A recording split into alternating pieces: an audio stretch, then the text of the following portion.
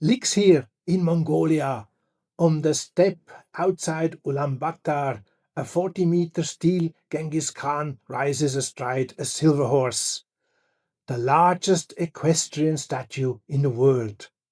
I climbed through its chest to stand on the horse's head, where the wind and the endless horizon made history feel alive.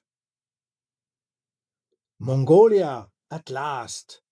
As you step into Genghis Khan International Airport, one of the first sights is a vivid map of this vast land, an invitation to explore the home of the world's greatest horseman.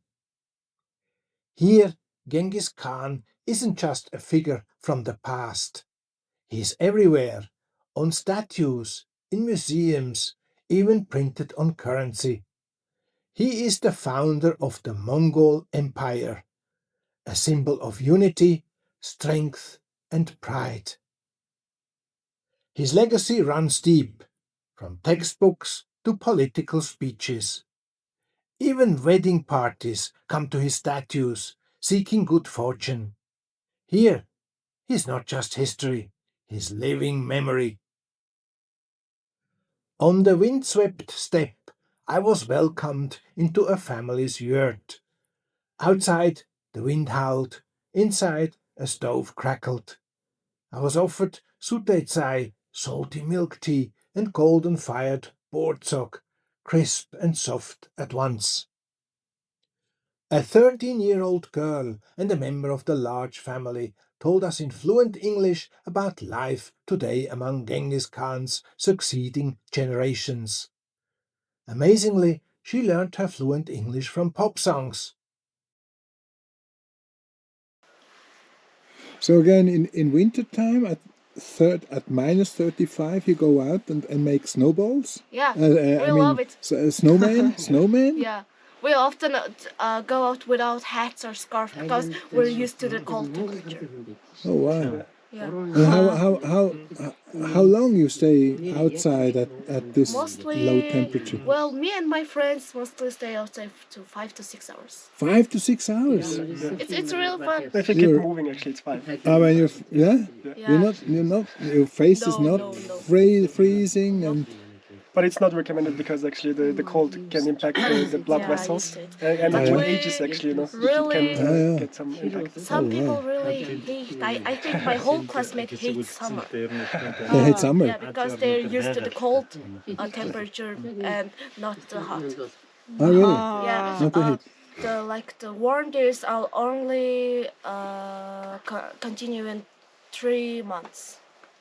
So Yeah, the like summertime. only 3 months, and the other 9 months are like really cold and like breezy and like chilly.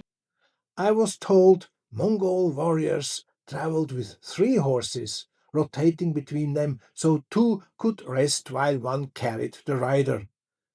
This ingenious strategy enabled them to traverse vast distances with astonishing speed. The hospitality was quiet, unassuming, and deeply generous. In that moment, I felt less like a visitor and more like a guest of the steppe itself. In these same lands, over 800 years ago, a child was born. Around 1162, near the icy waters of Lake Baikal. His name? Temüjin, the boy who would become Genghis Khan. His father, a powerful chieftain, was poisoned by rivals. Temüjin, still a boy, was left abandoned, stripped of status, and left to starve. But on the steppe, hardship is a forge. Temüjin learned to survive and to lead. Through alliances, victories, and relentless will, he united the warring Mongol tribes. By 1206, he took a new name, Genghis Khan, the universal ruler. What followed was a storm the world had never seen.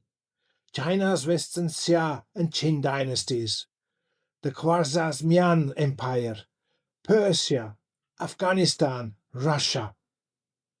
His armies moved with terrifying speed, hundreds of miles in days, rotating between 3 horses each.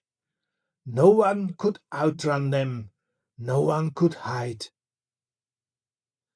But Genghis Khan was more than a conqueror. He gave his people a written script, created the first Mongol law code, opened the Silk Road to unprecedented trade, and enforced religious freedom. His rule brought the Pax Mongolica, a fragile peace that connected East and West.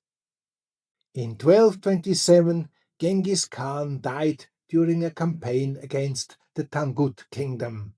His empire was divided among his sons, but his systems, his vision, and his fearsome reputation would endure for centuries.